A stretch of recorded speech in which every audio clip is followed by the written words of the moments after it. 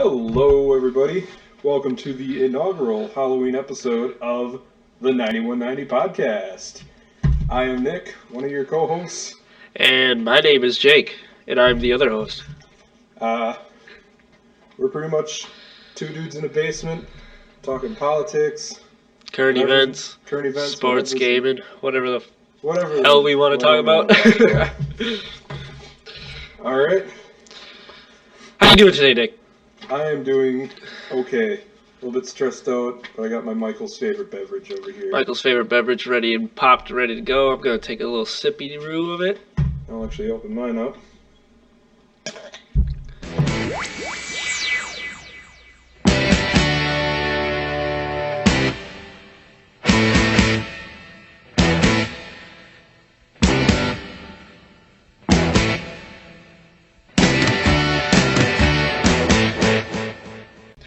All right.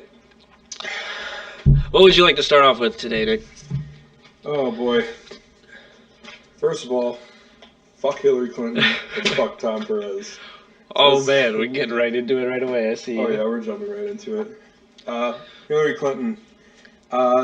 New book surfaced this week. I saw that. Shouldn't quite say new book because it's been out before November election. But essentially, it's a kid's coloring. Well, not quite coloring. It's like a picture book. It's a kid's picture book, essentially. Yeah. And it is just some of the most heinous... It's the most atrocious shit I've ever seen in my life, dude. It pretty much is. Holy cow. The first page I saw of it, I don't know if it's actually the first page. It's just like, oh, this is a man's world, and it's like... Oh, yeah. It was all those, and it was pretty much like this picture mural of a bunch of, like, influential men yeah. Essentially. And each of them having, like, these major, either like, civil rights, scientific discoveries, Nobel Peace Prize winners, and essentially... Some of it on there was just atrocious. Like, this first caption was, Hillary Clinton grew up in a man's world, dominated by men being the accomplishers of society, and like it has all those pictures as I mentioned, and like one of them was Jackie Robinson, dude. and like one of the big things that little caption came into was like, these people had next to no barriers from stopping them from making a splash in the world. Yeah, so basically, the point of the page was like, oh, everyone had it easy but me. It's like, because these guys Jackie Robinson. Yeah, Jackie Robinson's, like, his entire social accomplishment, like, not to erase his actual MLB stats and all that other stuff, but, like, there were two different MLB, well, not actually MLB, but there was baseball leagues. Yeah, two separate baseball leagues, one for black people, one for white people. Right. And he made he jumped the barrier into the white people league. Right, and when he did, he got harassed every game. Yeah. I don't know if you've seen the movie 42. I have not. But I think it depicts it pretty well. Well, I think it's a little tame, because they had to make it PG-13 for more people to watch it. Obviously. But I think it depicts it really well. They were getting called all types of names, man. It was gross. Like, he did not have it easy. I was gonna say, even then, it's still like an issue in baseball. Wasn't someone at a Red Sox game? Yep, I heard got called the N-word at what was it? Fenway. Yep, Fenway. Yeah, I heard that. I don't really know much about that one, but I just heard someone got called the N-word. I want to say it was one of the Orioles who did, but I could be wrong. So yeah, back to Hillary Clinton's book thing. I believe another one was, I think Nat King Cole was off to the side, or it was just like people were speculating as to who it was because there was a couple people. It was just generic black guy holding a trumpet in a suit. Yeah. And it was just like, okay, yeah. I don't know. Next up, Tom Perez. Hold on. We got to talk about that page where she's going, being the courageous woman she is, walking through the dangerous streets to get people to register to vote. How could I forget about that? There's literally a page in this book that it depicts like a generic Mexican like neighborhood. like a Mexican neighborhood with Like, literal brown people in the picture, right? They Yeah. like their skin color is brown, obviously, but yeah, I was like, yeah, it was like Hillary traveled to the dangerous places in town to register people to vote, and it was just like she was in like the most generic, stereotypical Mexican neighborhood or like Central American neighborhood, and it was just like, whoa, watch out there, buddy. So yeah, if you want some good reading material to read throughout the week, very good, very super good. Yeah, maybe the 9190 read of the week. The read of the week. Coming to you truly. Next up, we got Tom motherfreaking Perez. All right, tell me that one. I didn't see much about it. It kind of starts with Tennessee Senator Bob Corker. He made some like milquetoast old man Republican comment about how like, oh, the White House is like not quite a disgrace, but it's like I do not agree with what is going on in the White House. And so like every single member of like the hashtag resistance, which is just like, oh boy, we got an ally on the Republican side that can help us, and it's just God. This and Tom Perez, this is where he becomes relevant. He came out and said like, we cannot just take these guys for granted as a quote-unquote resistance member because of their voting record. Their atrocious voting record. I was going to say, because I believe Senator Corker had a 90% Republican vote lean. Yep. Which is absolutely atrocious in my opinion. And so hashtag resistance members are going up to Tom Perez and just being like, you can't be disavowing him even though he's trying to run against what Trump's doing. And he got just absolutely annihilated in his Twitter comments on that. Yeah, because, oh my God, the resistance is such a stupid thing. Literally anyone says one thing about Trump that they don't like, there's like, oh, he's a bad character, you know? Yeah. And they're just like, resistance! Yeah, fuck yeah. Welcome to the resistance. And everyone's like, but dude, he votes 90% with Trump. Yeah, I know. They're like, we need everyone we can get. I know. Bullshit. Back when John McCain was like doing his stuff, or when he was trying to not vote for the healthcare bill to send it into more talks. And I was just like, John McCain is on our side. I'm like, it is literally in the records that he has the 9th most conservative, senator voter, and, of the senators that are currently sitting in office. And, you guys suddenly want to make him, the face of the Democrats? The face of the resistance. The face of the resistance. A guy who is literally one of the most conservative guys in the Senate. Good on you guys. Yeah. Great work. So, going back to Tom Perez, less than 4 hours later, after Corker made those milquetoast comments, he voted on the controversial bankers bill that pretty much said, fuck the people. Yeah, it pretty much said fuck the people. Yeah, that's what it said. And Tom Perez was just kind of like, oh, what do you know? But I was right. Yeah. Just a big middle finger up to the hashtag Twitter knights that try to... Yeah.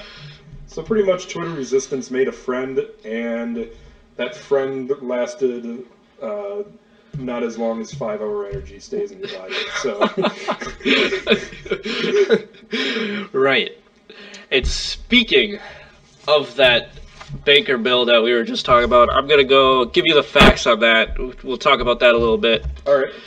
All right, so Vice President Mike Pence broke a 50-50 Senate tie Tuesday night, October 24th, approving the repeal of a rule that blocked financial companies from requiring consumers to resolve disputes via individual arbitration proceedings. All right, so basically what arbitration is, if you don't know, it's basically the banks set up their own court system, basically. Yeah, it's like a private court system, But if you look up the actual definition, it's like the disagreement between two parties is solved by a third party. Okay. So it's not like an actual like legal court, Yep. right?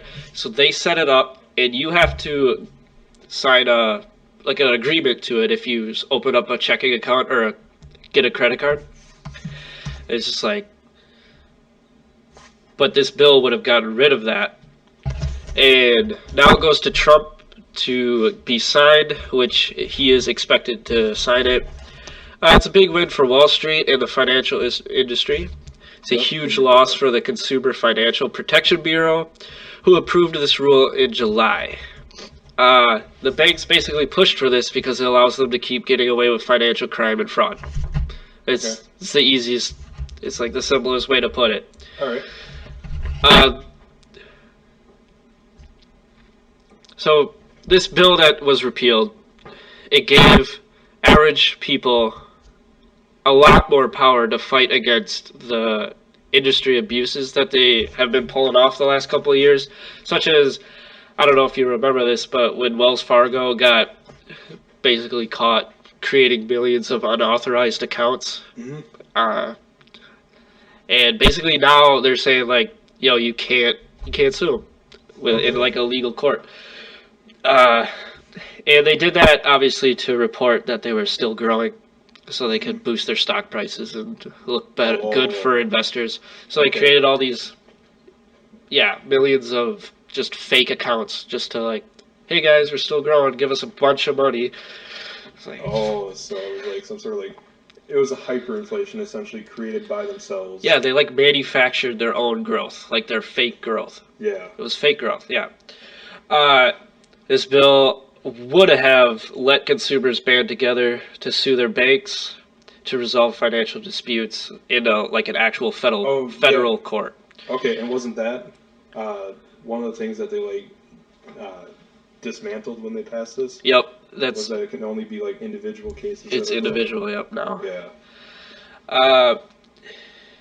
Yeah. So this is looking like it might lead to another crash in our economy, like the subprime mortgage crisis back in like 2008, when they were basically selling mortgages as A+ mortgages for, like shit that it was. It was just shit, and they were like, hey, it's an A+ mortgage, you're gonna get a lot of money from this. Nope. And that's basically what led to the Great Recession. And if we keep unregulated these Wall Street banks, it's gonna get bad. Yeah, that's all it's gonna do. It's just gonna continue to get worse. Yeah. And I hate how the frickin' Trump and the Republican Party are like, oh, we're the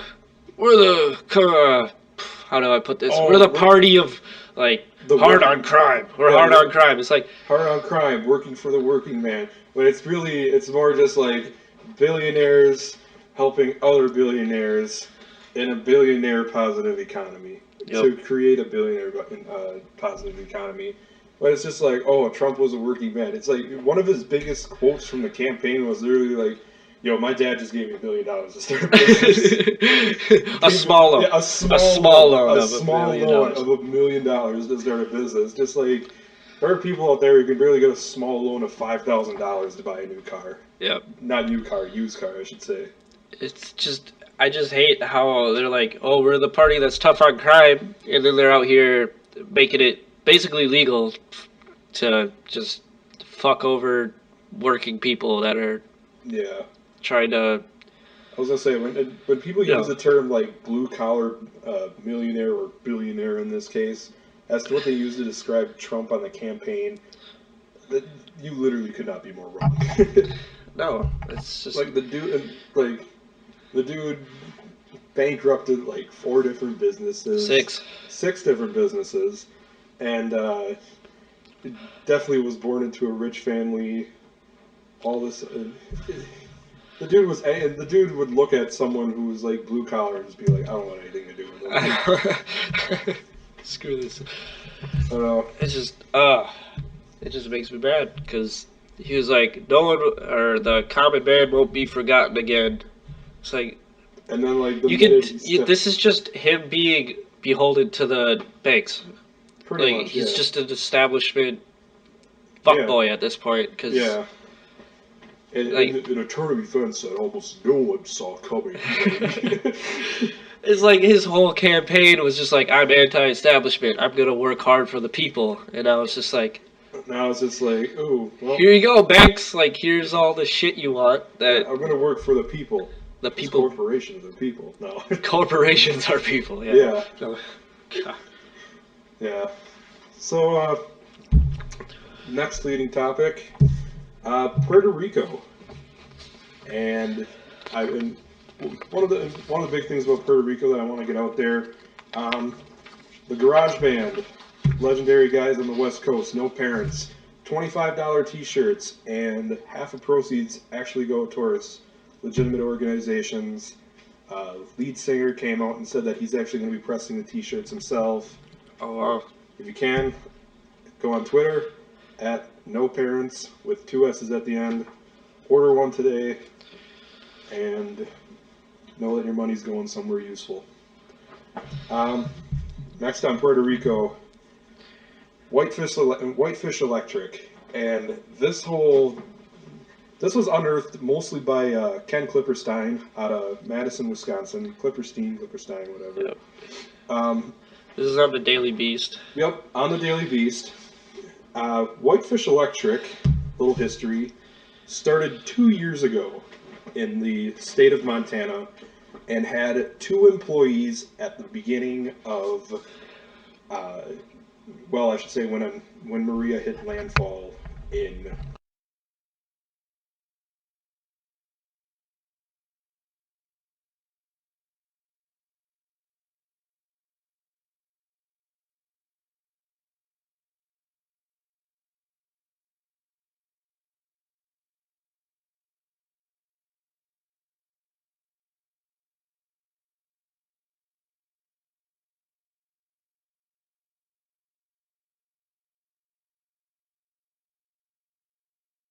government in order to fix Puerto Rico's power line.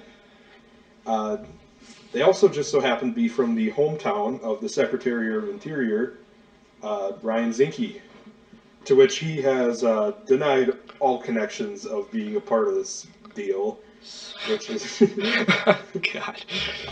like another thing about this is that they didn't even have a bid, like they didn't even offer like a bidding contest to anyone, to any electric company who would want to take on the Puerto Rico disaster. However, one of the things Clipperstein unearthed was that the owners knew Trump and several people of his cabinet due to being donors. They'd given about, I think it was maybe $300,000 towards like any of the Republican campaigns over the last 20 years, which that's a pretty big payout when considering how you're investing $300,000 just to get this backroom handshake deal of $300 million. I don't know if it was it 300,000? I think it was. All I know is they donated like the max, like to all these different campaigns. Yeah, they donated the max to all these campaigns, but they were also, I believe, like intermittently over the last 20 years. So it wasn't like a consistent donation of every year we're giving the Republican Party this much. Right. But, however, it was definitely less than 500,000 of their earnings that were reportedly sent to the Republican Party. It's almost like they personally knew him because I believe the wife of the guy who owns Whitefish Electric, she was pictured with both Ben Carson and Rex Tillerson. I saw that, yep. Along with their daughter, Lucy, who was in a picture with Trump. So, yeah, obviously there's no correlation between these two companies. Zero. Yeah, between guys in office and guys there. No corruption. And, I believe also Lucy, the daughter, she confronted Clipperstein on Twitter about how all this is like fake news and she actually used the hashtag fake news hashtag to to try and slander Ken, and I believe he also responded to her saying that if anything was wrong with his reporting, to please feel free to come up and correct the offer. And she just went on to say, like, this is slander and all this other stuff. Well, eventually she deleted her Twitter account over it. So remaining on Twitter drama with these people, I believe it was Thursday during my lunch break at work, I saw Whitefish Electric had threatened to pull out over the mayor's concerns with the company. I believe like one of the big things was like privatization of Puerto Rico's electricity system, which when you've got an already impoverished island, this is already another step towards colonizing what is literally your own land. Right. And just all around, they've since obviously retracted the statement because it was something along the lines like, oh, we got 44 people, or we got 44 linemen on this island, and we got another 40 coming in. What do you want us to do? Just turn them around? And like, I can't make this stuff up. Then they retracted their statement. We're just like, we're sorry. We did not mean those words sincerely. So it's all included with the deal, which was actually leaked by Clipperstein also. It's upwards of $300 a day to any of the contractors that are included in the deal. I believe the lowest was about $250, but the majority of the positions they had there were well upwards of $300 a day, right? A day. Yeah, a day. It also included an $80 per day per contractor lunch budget, which, like, I mean, yes, you are on a somewhat impoverished island, but simultaneously, an $80 lunch budget is just a huge, like, okay, you go to like Taco Bell or Mac Shack, and you're at the most you're going to spend $12 and you're going to walk out full. Obviously, they don't have Mac Shacks or Taco Bells on every corner there, but I mean, even just to buy this stuff, like $80 a day, it's ridiculous. It's nuts. Like, I don't even know if I could spend $50 on food a day and think I'll eat this all in a day. Like, unless I'm just like, oh, you know what, lobster tail for breakfast, lunch, and dinner. Like maybe then I'd get close to $80 worth. That'd be delicious. It would be. If you ate lobster every day, or all 3 meals every day. All 3 meals every day. Oh yeah. Eating like kings over here. Another thing included in the deal was that Puerto Rico and the United States government are not allowed to look into or criticize the profits or costs of any of the things that they're essentially paying them to work out with. Wait, they can't, like, monitor them? Yeah, pretty much. Like, they can't just, like, yo, how are you guys doing? Like, oh, is this stuff coming up the budget? And they can just say, you're not allowed to ask us that question. Wow. Yeah, it is a deal heavily skewed. So it's just like a hands-off, like, let us do our work. It's like, yeah. Okay. Okay. And it goes on to say that Puerto Rico waives the right to claim delays or incompletion of work. So, like, if these guys are taking years to complete some of this stuff that should have been completed a long time ago, well, at least in compared to years, something that should have been done relatively quick, and it's taking a very long time for these guys, especially considering how they've got 80 linemen working in this thing, and even though they claim they've got more on the way, it's been almost 3 weeks after Maria hit. Right. This is stuff that should have been prepared on the island. Should be done already. Like, yeah, I believe Florida even had some of the contracts there sitting there 2 days before the storm even hit. And yet, suddenly it's just like, oh, well, you know, boats and floating, they don't float as fast as airplanes fly, and that's why we're almost a month behind schedule. I'm trying to find a little stat here that I got before from ABC News. Oh, here we go. I got it. Okay, just to fill you guys in on just how serious this problem still is in Puerto Rico. 75.6% of the island still don't have power. Yep. 25% still don't have water. And 35% of telecommunications have not been restored. Yeah. So, I was just saying, I think I saw some sort of tweet, I forget on which media source it was. However, it had like reported the inverse percentages of that. Like, 25% has electricity, and like all these other like. I want you to know that is the ABC. That is ABC. That was the ABC. They put it as 25% have power, 75% have water, and 65% of the telecommunications have been restored. But I fixed it for you. We're good. Yeah. Okay. Well, actually, someone replied to it and fixed it for you. Yeah. I was just reading his reply, but Yep. yeah, because that's how it should be stated. Like, Yeah. yo, Really? like 65% of people don't have power, or 75% of people don't have power. Yeah. Like, Jesus, is ridiculous. It's ridiculous how long it's taken compared to the emergency efforts put in, like, say, Texas or Florida. When Irma and Harvey hit. Harvey, that's what it was. Yeah. Yeah. Next up we got here. I believe you wanted to go on to discussion. Oh yeah, I just got a little debate / discussion I want to have with you real quick. All Shouldn't right. take too long. So I was browsing Twitter this week. Twatter. I was and I ran into this tweet of a screenshot. Okay, this is not what I want to have a discussion on. Okay. But basically, I guess it's like a pretty popular thing for your Uber driver to hit you up, like after you get out of the car, like, hey, you want to like get some coffee sometime or something, you know?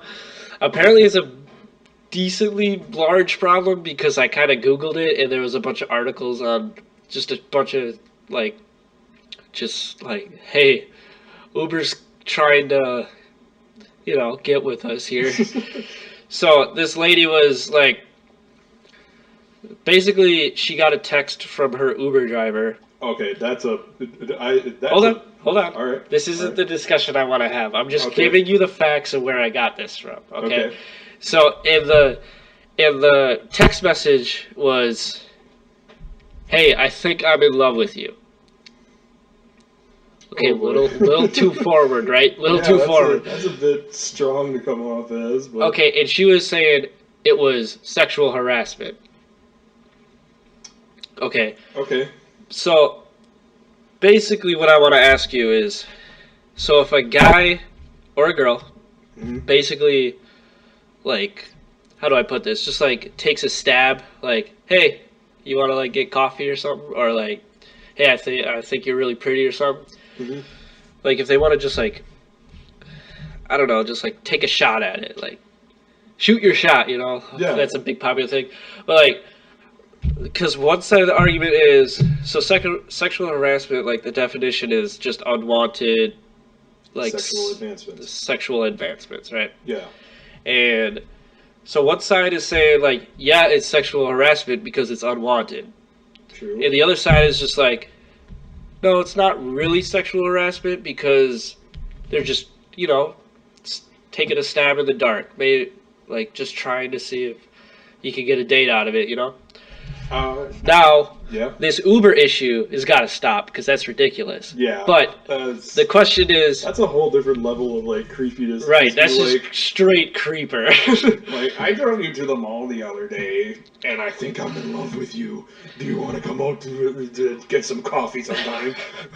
It's just like, even though there are many well-known sexual implications of... getting coffee together. Dun, dun, dun. Yeah, so basically what I'm asking is just like, if it's unwanted, right? If the girl doesn't, I don't know how to say it, but like, the girl doesn't obviously want you to ask her out. Yeah. But if you ask her out, is basically what this like thing is. Like, hey, Is it sexual harassment? is it sexual harassment? Because it's like it's unwanted advances. I would probably consider it sexual harassment. Okay. And I would most likely only say that because he definitely tried to shoot his shot too far. Okay, in this case, I would agree with you. It probably is. Because, like, oh, when you start off a text message with what? I think I'm in love with you. Yeah, That's it's a like little that's far. It's a little far. that's definitely different than like, oh hey, I know I know I was your Uber driver the other day, and I was wondering if you'd like to meet up and get coffee sometime. Like that, like that's one. Man. But then again, that Uber driver also has your number, which is also like. She went on to explain later that she gave her number just because she like felt like trapped, kind of like Felt because you're in a car with a guy or whoever, yeah. and they're like, "Hey, what's your number?" Like, no, I'm not gonna give you anything. I know. Like, fuck off, guy. I'm trying to just get to work or whatever.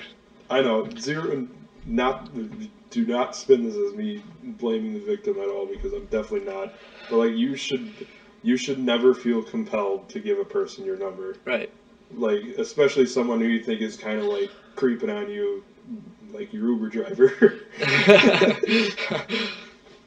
So, like, yeah, ladies, don't give your number out willy nilly, because that's just a whole another. You shouldn't be scared to give out your number, and even if you do, just give them a fake number. Right. Because I don't think he's going to be sitting there like, hey, what's your number? 1, 2, 3, 4, 5, 6, 7, 8, and he punches it in his phone, and he's just like, hey, your phone isn't ringing at all. Okay, I'm gonna give you my take on this. All right, fire away. Okay, so this Uber issue, this guy or the guy that said, "Yo, I think I'm in love with you." But yeah, that's a little far. Okay, but now let's just pull it over to the side. Let's just talk about like a guy not hitting on someone, but like let's just call a girl pretty or something, right? Mm-hmm. So yeah, I don't think, even though it might be unwanted, I still don't think that's really sexual harassment, because it's just a guy like just taking a shot, like. Yeah, But like, if it continues after the lady said, "Hey, I'm not really interested," or like, "Could you not?" Oh yeah. And then the guy like continues like pushing on, like, "Hey, no, like you're so hot, babe." Yeah, and like, blah." oh, sure, you're so pretty and you're hot and all those. I was like, I said no. Right, like then yeah. But Then like yes. if it's just like a one like off If it's a one shot. if it's just Like, like a if one it's a- comment, like, "Hey, you're kind of pretty. Like, would you want to go out for coffee?" Yeah. No, I don't think. Or like, oh, I thought you were pretty nice when I drove you there. I'm currently single. I'm not sure if you are, but I wouldn't mind having like getting together and getting coffee. Like that would be like the most neutral, sane, non-sexual harassment kind of way to put that as possible. But I mean, obviously, in this case, and like, even though tone sometimes matters, like in some cases, like I would slightly agree with you on this one. Is that I don't have a problem with shooting your shot, but I do have a problem if you are way overshooting your shot. Right. And, Okay. Yeah. And like going like, I think I took you on an Uber ride and I think I'm in love with you. And That's a little far. Yeah. yeah, you are really pushing some. You're really pushing some boundaries for sexual harassment there. A little bit. All right. All right. That's all I got to talk about. I just wanted to get your opinion on it. All right. And so, you know, today's Saturday. We got those neo-Nazis going off in Tennessee right now. Yep. Which, honestly, I haven't seen too much data from that because I'm not 24 hours on Twitter, contrary to popular belief. But anyway, something that does have to do with Nazis. somewhat related to gaming because we're both gamers. We're nerds. Yeah, we're nerds. Wolfenstein. Hey! And one of the big things of Wolfenstein during its entire advertising campaign was that most of the advertising campaign was used to mock some of Trump's comments, like there were great people on the white supremacist side of the Charlottesville stuff, which is obviously absolutely horrendous to ever say that. Oh, there's some good people in those Nazis. No, there's 0% good people. Zero. No, there's not good people. No. If you're a Nazi, you're not a good person. I'm sorry. Right. Everyone pees in the pool. Everyone can pee in a pool, but there's still water in that pool. So, no, but you should still swim in it because there's water. No, that's no. So, anyways, they also said "Make America Nazi-free again," which is like that's like their main who isn't saying like "Make blank great again" or "Make America blank again"? Yeah, it's like a popular thing to do right now, but that's like their top like advertising. Like that's their slogan, right? Yep. It's like okay. It was one of the major cornerstones of which they were working at, and world-renowned Twitter Nazis and Nazi gamers were coming forward, and they were like, "Well, with all this advertising going on, you're advocating violence against other people." And it's just like, one, those other people are Nazis. Two, didn't we just kind of like get through this whole debate as to whether video games make people violent, with the gamer side saying that this makes video games don't make anyone violent? Like, just when you think we're getting over that hill, suddenly there's a 180 side on or suddenly a 180 change on Team Nazi. Team Nazi gamer decided to switch teams. It's like whatever, I don't know, fits your narrative that day. Like, it's almost like they had an agenda. No. Almost. It's like if you're playing Call of Duty and someone's like, "Oh, doesn't that game make you violent?" And you're gonna say no. But if a game's like shooting Nazis and it's like, Nazis, and you consider yourself kind of Nazi, like, it's just like, "Oh, but you're promoting violence against people." Yeah. Oh, it's excuse me? Yeah. Did you just say yesterday that violent video games don't cause violence? Yeah. Have you seen any of the gameplay for Wolfenstein yet, or no? I don't know. I haven't. No? I was watching some this morning. It is just some great stuff. I only really watched like one part of it, and I should say it's the Hitler scene. And anyone who's really played Wolfenstein up to that point will know what it is. And it mocks him pretty well. Does it? That's good. I believe it's set. I'm not sure if it's set in modern times or if it's set in the 60s, but Hitler is like this fraying old man, and like you could tell he's definitely like getting some sort of like mental disease. Carries a gun everywhere with him, and he wears this stupid bathrobe with slip-on slippers. Oh, treating Hitler right. Yeah, I know. They made like a huge mockery of him, and then like in the game, everyone's just like eating it up, like, "Oh man, my just like, even though he just walked out, he's like, "Who are these people in my office?" And they're just like, "You could just call this to your office," but obviously they can't say it because Hitler's walking around with a fucking gun tucked out of his bathrobe. So yeah, Wolfenstein out in stores. Get it now. This is not a paid promotion. Bethesda is not handing. Yeah, that's like two now that you've made. There's like two like sponsorships that you made, but we're not even sponsored by anything. No, we are not paid for by anyone 100%. Tell your friends and family. Next up in gaming, Mario Odyssey. We both got some Nintendo Switches. However, I got mine a day early through Amazon Prime. Thank you, Amazon. I'm going to break this news to you. Get their services. This is not another paid announcement. I'm going to break this news to you. All right. Break it. Tell me. I didn't get Odyssey yet. Damn it. And I didn't play it yet, obviously. Well, that's what we're going to be doing later tonight. However, I've had the blessing of playing through the first couple levels because I don't devote entire 24-hour gaming binges to my life. Very thankful for that. Praise Jeebus. Praise Jeebus Almighty. But anyways, yeah, beat the first couple bosses. There is an actual, like, Nintendog involved once you beat, like, a boss in one of the levels. He, like, follows you around. Spoilers! Yeah, fucking sorry. So you didn't see it trending on Twitter all day today and yesterday. Hey, I stay away from social media when games drop. Okay? Alright. How about that? Alright, that sounds good. How about that? Alright. That sounds great if you want to be a little bitch. No. So, how is it? It is. It really is like it's not quite Mario Galaxy where it's like these shorter, like there's no like super high flying anything or like in Galaxy, but at the best I'd probably put it somewhere between like there's no general hub world that you go to, like really? Super Mario 64 you were running around the castle going The castle, yep. things. In Galaxy, you were on like Rosalina's little, what is it called? The observatory, I think it was. Yep. Like you'd always go there and you go to like a level select.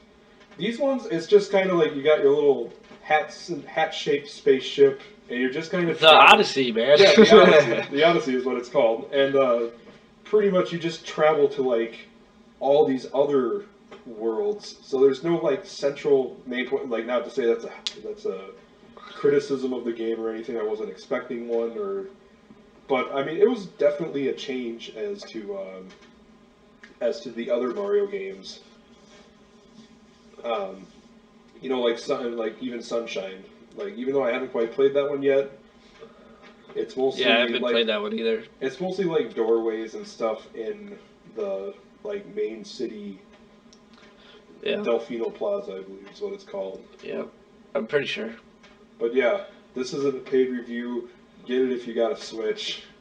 I'm not being paid anything. Nintendo has nothing. Man, we get paid nothing for doing any of this, man. 0%. I will not be paid for by anyone. We're not corrupt. Yep. Money out of politics. Yep. Except for, Mike's. We're not paid by them either. No. We're the corporate puppets without the strings. Stupid. All right. We're tied down by the establishment, but not making any money or getting any money. Yeah, no, I need my Soros money for being a member of Antifa for so long. He's a year behind on payments. I'm getting pissed. Don't listen to him. All right. Next up, we have the NFL versus the players. If you didn't hear, the NFL select NFL owners and select NFL players from the Players Association, they got together and had could only be described as a series of meetings together to try to get the issue of kneeling for the flag. And if you don't know my position, I am actually pro kneeling for the flag because. And you want to hear my position? Yeah. I am completely indifferent. I could care less if you kneel, stand. Careless. I don't care. Like, I honestly don't. Like, you have a right to. So, just let them kneel if they want to. That's my opinion. To stand, sit, or kneel. I mean, like I agree with what they're kneeling for. Oh yeah, same here. And I agree with I respect their right to kneel. But like I don't care. Like if I'm gonna watch football, I'm gonna watch it for football, not to For 60 minutes of game, and you think we're gonna get all tied up in like the 45-second song at the beginning? Yeah. Like it's not worth boycotting over. No, it's really not. I was at the game, or I should say at the game, but Packers versus Saints, we were getting to our tailgating spot, and there was this They lost, by the way. Yeah. That was bullshit. Yeah, rip Hundley. Rip Aaron Rodgers. Yeah. Rip our season. Rip our, god in Yeah. Wisconsin here. Yeah, we knew our defense was dead already, so there's no really, point in that. True.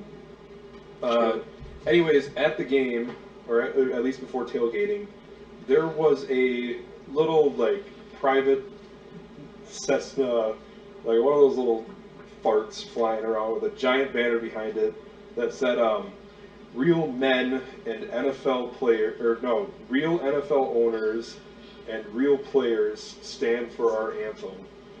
And so it was this little Cessna flying around with this banner around Lambeau, and just every time it went by, it was just all right, I want to know who's the one that sunk literal hundreds of thousands of dollars for gas in that plane, for the plane itself, to buy the banner, to find someone to fly this thing in a town of 100,000 people.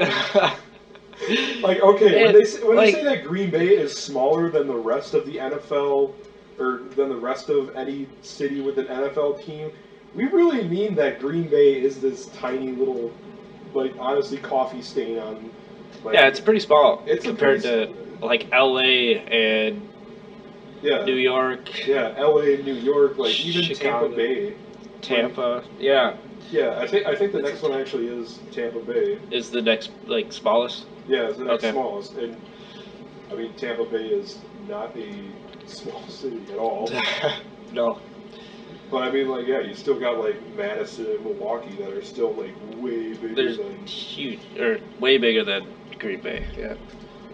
And so, getting back on topic, this meeting was between players and owners, and just some of the egregious shit that came out of the owners' Oh mouth. my god! It is painful. I believe I read it up on Yahoo News. Yep. Who I think also had gotten something from ABC. But Bob McNair, owner of the Texans, made his great opening statement of saying of comparing the NFL essentially to, we cannot have, this is the NFL. We do not have prisoners running we do not have inmates running the prison. We said we can't have the inmates running the prison, referring to the NFL players trying to control, the owners with their kneeling and trying to get them to be okay with it and stuff. Yeah. One. And then I believe he put out a statement on the Texans PR account that Bob McNair did not mean these comments. Oh yeah, it was immediately after. It was he felt horrible about it, and they weren't supposed to be taken literally. It's you compared your players to prisoners. Yeah. You look at all these other, you look at the people who are these people are entertainers, and if they're not making money for your organizations, they got to be cut. It's just their own organization doesn't believe their players, or at least when you make statements like that, it's you don't even believe your players are people. Right? They're it's treating them like prisoners. How do you do that? Oh my goodness. My favorite one, actually, this is my favorite one, was Dan Snyder of the Redskins. Yep. He stated that 96% of Americans are for their players standing. Yep. It was so funny because in this article, for one, this stat, air quotes, is complete bullshit. I don't even think Breitbart or InfoWars could come up with a better statistic than that. They probably say something over 90% of people believe in standing for this. I don't think they touch an exact number. Do you know how ridiculous of a number 96% of America is? I don't even think America could agree at 96% that Nazis are terrible people. God, no. I think when Charlottesville had happened, I believe the Nazi approval rating was 9%, which still comes out to tens of millions of Americans. Bro, you could get 96% of Americans to agree that water is wet. that you probably could have. And it was so funny because in this article, it like referenced a Marist/HBO poll that came out with the results of 51% of respondents said players should not be required to stand. Yeah. So it goes from 96% of America wants them to stand to this actual poll that is cited in this article by Yahoo Sports that 51% of people don't care, or it shouldn't be required. Yeah. Like, oh, well, you got two people you can believe. You can either believe Dan Snyder, who definitely pulled something out of his ass, or you can view a reputable poll. Right. Like, and I mean, like 9 times out of 10, I mean, I'm going with the Redskins guy, not just. My favorite part about that article was where they were explaining, like, Jerry Jones had to be restrained from going into some of these meetings because of his staunch, like, pro-stand stance. Which is pretty funny when you'd be like, I'm Jerry Jones, I'm going in this room, and it's like, Jerry, you're not going in that room. I might be like ignorant for saying this, but did you see when he knelt with his team right before the anthem? Oh yeah, and then within a week. I think I like actually gave him a little bit of respect for that because he like in solidarity they all knelt down right before the national anthem, not during it, so they're not like disrespecting the military or whatever they always preach about. I know. I actually kind of gave him credit. I was like, that was pretty cool to do. Because at first I was like, damn, it's actually kind of surprising to see Jerry Jones joining these guys after his really pro stance, I should say. You know, he's always like less than a week later, he's already like saying like, oh, these damn people who aren't standing. I'm Jerry Jones, order of Jerry World Incorporated. I'm changing the name of the NFL to the JFL for the Jerry's Football League. But Jerry Jones always says that like, hey, I'm gonna bench my players if they kneel or sit for the national anthem. Mm-hmm. I just want him to call his bluff. I want Dak and Ezekiel Elliott just to kneel before the anthem, just like call his bluff. Yeah. The Cowboys make it to the Super Bowl. I want to see him call this bluff that he won't play. Oh, during the Super that would be awesome. NFC Championship, they do it, they win, and then Jerry's just like, you're not going to play. Dak, Zeke, Bryant, no. You guys are out here. He's going to bench him in the Super Bowl. Right. Yeah. Very funny. Nice one, Jerry.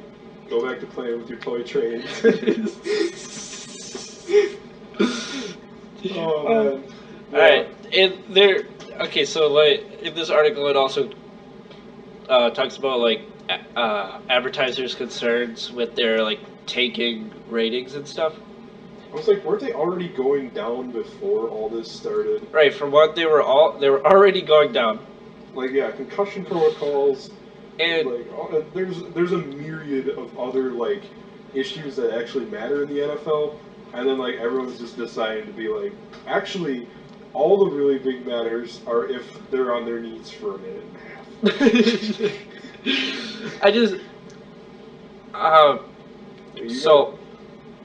half. So they're, like, trying to blame this on this kneeling thing, which is stupid, because they were already gone down before. And the part I find really funny, I'm going to talk about the NBA a little bit right here, but I know the NBA is more of a liberal sport. Or like basketball is just by like the fan base and the everyone around NBA is just basically by definition more liberal. I was gonna say even when Adam Silver came out and said like, we may leave it up to the owners to like dole out punishments for like people who don't stand for the pregame anthem, and I was actually kind of surprised by this because Silver is actually of all the billionaire shitheads who own and who are like commissioners of like MLB, NFL, the major sports in America, Like, I'd say he's the least shittiest of all of them. Okay, At yeah. least that's in my opinion. So I was kind of taken aback when he said something like, "Yeah, we're gonna make our players stand for the anthem." That's crazy. Yeah. But what I was gonna get at is the players. The players shit on Trump constantly. Oh yeah. Like LeBron, Steph Curry, even You Pop, bum. even Oh yeah, G-Pop. G-Pop even did Coach too. Pop of the San Antonio Spurs shits on him all the time. Like the Steve most- Kerr shits on him all the time. Yeah. Like and I'm pretty sure a bunch of them have come out in support of the NFL players kneeling, Oh yeah. and their ratings go up every year. Yeah. Like last year's finals was the most watched finals since 1998. That is definitely saying a lot. That is saying a ton. And I love how they're all like, oh, let's go back to the NFL now. Trump said, what would he say? What you want to see those son of a bitches cut, right? Get or them son fired? of bitches off my field. They're like, You're fired. Yeah, get those son of bitches off my field. It's like, no. Well, okay, the NFL would be really stupid to implement this idea, because if they start firing all the players that are kneeling, these are like stars. These are good players. If you get rid of the players, that like decreases the product's value, Yeah. and no one's gonna watch or gonna want to watch even more. Yeah. You can't just take away all the players and your put on ratings- these like. Yeah, if your ratings are in the sink, just being like, you know, all those people that are actually taking a stand against these issues and are also very good NFL players, yeah, no, they're off the field. Yeah. Just like we could create a counter NFL, or just as easily as the NFL was made, and how the AFL, which Trump tried to acquire a team in, or no, he did have one in the AFL, but he tried to acquire one in the NFL. But Yeah. like as easily as the NFL can go under, there could probably be counter NFL that would be miles better with players. And like, I think the NFL knows this. Like, if there were to ever be a counter NFL, I think it could possibly be better than the NFL Right. is right now. I mean, it could be. Obviously, anything could get better, but Yeah, I'm just saying, when your ratings are already in the sink, you can't take can't- away the. you can't just be like, all right, yeah, Odell said Trump's a big old poopy head. And Right. if you take. Well, I don't know who are all like the prominent people who are kneeling right now. Mhm. But like, just like a guy, like let's say, who's that who's that guy in Philadelphia? The Carson Wentz. Carson Wentz. Let's say he takes a knee. He's like the quarterback of the future right now. Yeah. That guy is good. Yeah. Like, he's gonna be so good. He's super young too. Oh my God! Just If think of you cut him off a team and like blackball this dude from getting back into the NFL, like you're robbing your you're robbing consumers of Yeah. like the best product you can put out there. It's I'll just say such a even that, stupid just idea. Just think of the fucking like blowback this would have from everyone in the fucking fantasy league. Just be Oh my like, God. I picked up Odell the first round and now he kneels and he's getting cut. And then he gets fired. God damn it. God damn it. Goddamn liberals. Ooh, I should have picked up Tom Brady. Damn liberals are making my fantasy team shit. Fucking liberals. Shit. Goddamn lip guys there, defending the black guys, man, they're making my fantasy team obsolete. I can't even understand what you're saying. I put $10 in that league to make a team, and damn that Tifa took it away from Dude. Oh, Fucking God. Antifa. Oh man. Alright. I think that's all I gotta say on this That's all I NFL gotta say on issue. this too. Holy crap. Nice way that I like to end the show out. You know, Reagan's trickle-down economics, you know, they didn't really work there. I think the only place they ever really worked was in Manitowoc County, and instead of money trickling down, it was just crazies that trickled down. into Sheboygan County. Sheboygan. So there's a nice little Twitter page called the Sheboygan Scanner. They got about 25,000 followers, and it's just a photographer who listens to the Sheboygan Police Scanner and kind of reports what all who called 911 and why. Right. So here's a couple of recaps. Sheboygan South High School. High schoolers smoked something funny. Or they smoked something at school, and she's reported as feeling funny. Oh my god. Well, like, damn, that really narrows it down. Like, I'm trying to figure out if like she has never like smoked anything before and expected just to feel perfectly normal. And she's smoking some like crack rocks or something. And she's like, I feel funny. I'm gonna call the cops real quick because oh man. Alright, next one. Teens swim in the Plymouth Dam Reservoir, and they reported not feeling great. What? They were swimming in the dam? They were swimming in like the dam reservoir. Oh my god. And then they went home and they said they don't feel right. Well, yeah, you probably have a lot of diseases. This one was earlier today, this Saturday. In the small town of Adele, boy wants to see fire trucks, is seeing fire trucks. So essentially this little boy probably saw on TV, like, if there's ever an emergency, call 911. It's like a picture of a fire truck goes rolling past the camera. It's like this little boy's just like, fire trucks! 911. So yeah, he wants to see fire trucks, he's gonna see fire trucks. They're gonna have a big old nice nasty gram for mom when they get there. Oh man, I think I did see this one this morning, and I guess I never really like processed like, yeah, this is people calling 911 to report these things. They're calling 911. A little kid wants to see fire trucks. Because at first when I read it, I was kind of like, oh, maybe he's at the fire station. He's just like, open your doors, I want to see the fire trucks, and he's just standing there with mom. Like I thought it was some innocent thing like that, and then I thought about it, I'm like, oh wait, he called 911 to see the fire trucks.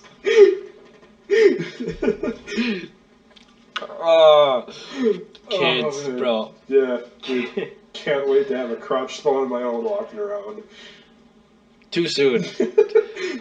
Sorry. Gotta wait like 8 years for that. Oh yeah.